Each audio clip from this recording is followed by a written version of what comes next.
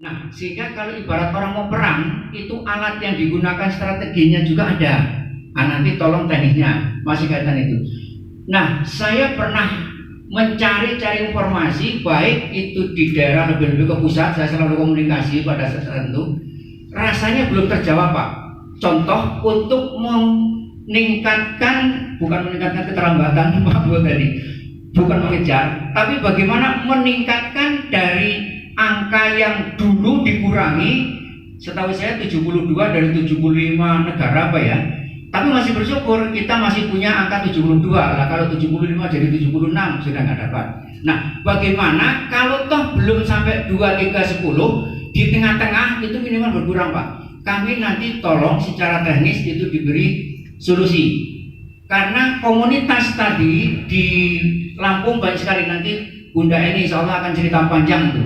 Komunitas Taman Kuaca dan sebagainya yang Bapak sampaikan. Nah, oleh karena itu keterkaitan dengan kebijakan ini nanti, kalau ini sudah jelas makanan yang berlezat dan bergizi, tapi kalau tidak dituangkan dalam juknis, Pak, kami yang melaksanakan kebijakan ini kadang-kadang perang mulut, tapi nggak hasil apa-apa. Saya pikir itu, Pak. Saya mohon maaf kalau agak kurang tersusun dan tidak sistematik pertanyaan, tetapi siapa tahu oleh bapak-bapak sebagai pemangku kebijakan, sebenarnya ini godokan ini sudah ada, tinggal menyampaikan. Terima kasih sekali. Kurang lebih mohon maaf. Assalamualaikum warahmatullahi wabarakatuh. Terima kasih. Waalaikumsalam warahmatullahi wabarakatuh.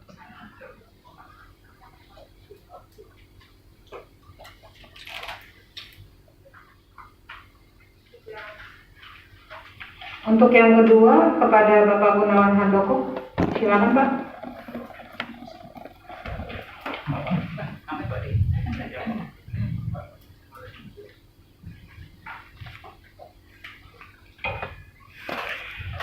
Terima kasih. Bismillahirrahmanirrahim. Assalamualaikum warahmatullahi wabarakatuh. Tadi sudah disebut nama saya Gunawan Handoko, dari kebetulan Ketua Komunitas Minat Baca Indonesia Provinsi Lampung. Terima kasih pada moderator sudah memberikan kesempatan, barangkali sudah dilihat mana yang tua dulu didahulukan. Alhamdulillah. Pertama, pada kesempatan ini saya ingin menyampaikan apresiasi yang sangat tinggi kepada Dewan yang terhormat melalui Bapak Watoni Nurdin yang pada saat ini hadir, atas telah disahkannya peraturan daerah tentang pemberdayaan literasi. Karena apa? Karena tidak setiap provinsi memiliki perda tentang ini, Pak. Jujur saja. Dan kepada Bapak Dr. Mulyanto Widodo, saya baru tahu kalau ternyata Bapak adalah tenaga ahli dari penyusunan rancangan ini sehingga disahkan. Jadi karena kebetulan rumah kita berdekatan, mungkin saya tidak akan panjang-panjang pada kesempatan ini. Nanti kalau ada hal-hal yang memang perlu kami diskusikan, lebih baik kami ke rumah Pak Dr. Mulyanto Widodo sekaligus silaturahim. Saya jujur agak sedikit terkejut ketika tadi dipaparkan oleh Pak Dr. Widodo itu di mana di bab 5 kelembagaan dan kewajiban. Artinya perda ini disahkan, diundangkan, kalau disahkan sih kalau nggak salah Agustus 2019, tapi diundangkan 30 Desember 2019.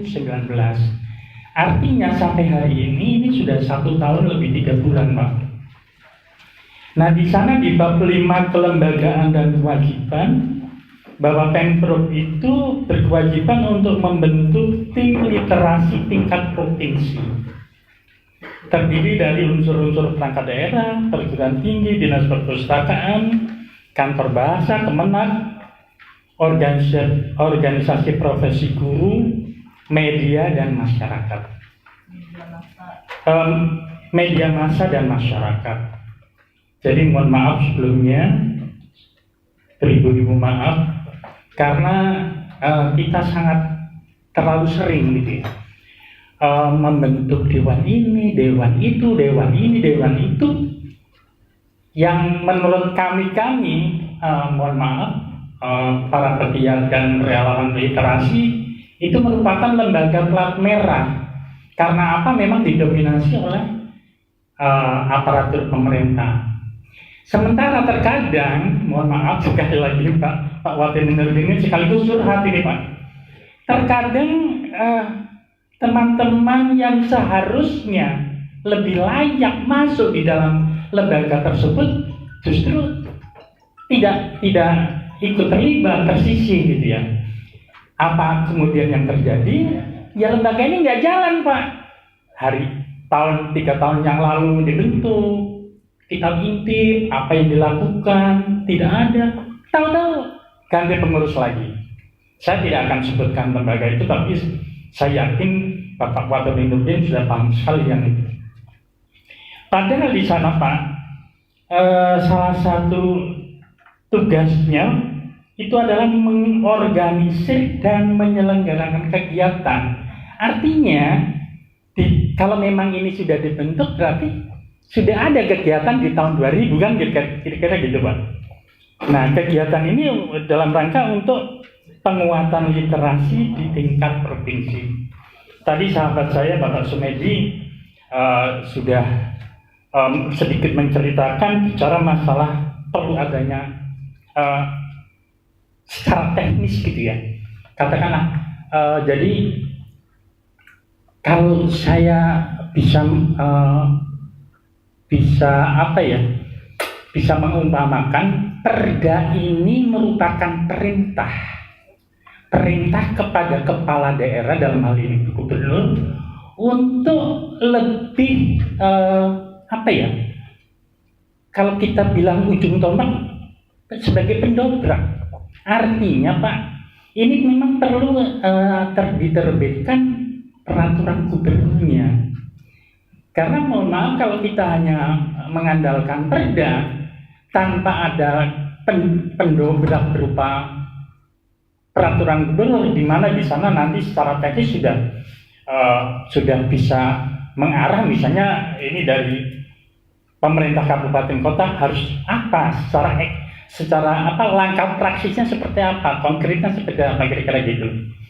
Nah, misalnya ada perusahaan swasta seperti Bung Yoga yang sering teriak-teriak gitu ya. Ya saya setuju gitu. Kalau perlu nyaring lagi teriaknya.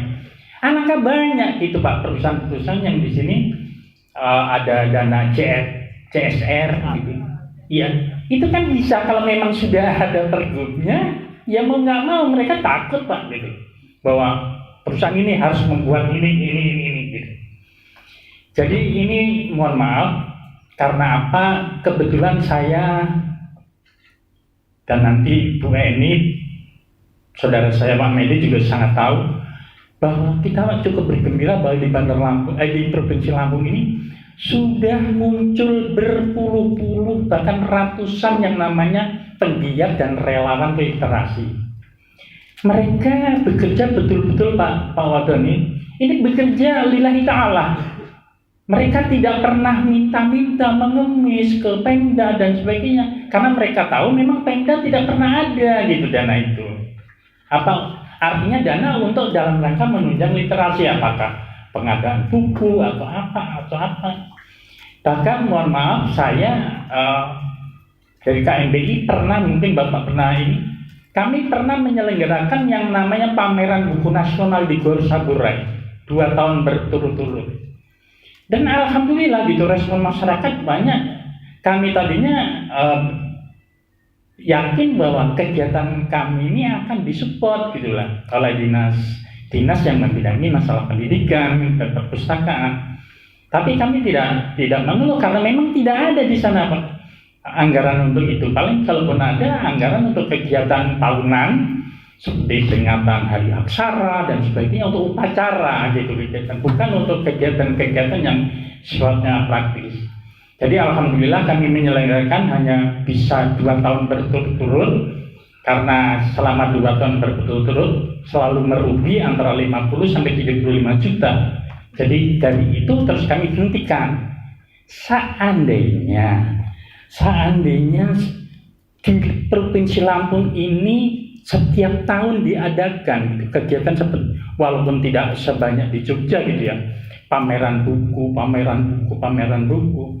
Saya yakin impian kita untuk menuju Lampung berjaya, impian kami para pegiat literasi agar Lampung menjadi provinsi literasi, insya Allah akan terwujud. Jadi peringatan kita tidak cukup hanya seremoni melalui peringatan tahunan, hari aksara, kunjungan, hari apalah segala macam. Mungkin kita bisa mencontoh di Malaysia lah, mungkin kalau kita menginjakkan kaki di Malaysia, alangkah banyak di sana, entah itu spanduk dalam bentuk baliho yang namanya tulisan bangsa membaca, bangsa berjaya. Saya pikir awalnya bahwa itu di Malaysia sedang ada hari ulang tahun semacam hari aksara. Ternyata tidak. Itu memang dibuat sudah menjadi program yang terus-menerus dan berkesinambungan yang dibebankan bukan saja oleh pemerintah, tapi oleh pihak swasta yang mereka diwajibkan untuk membuat itu.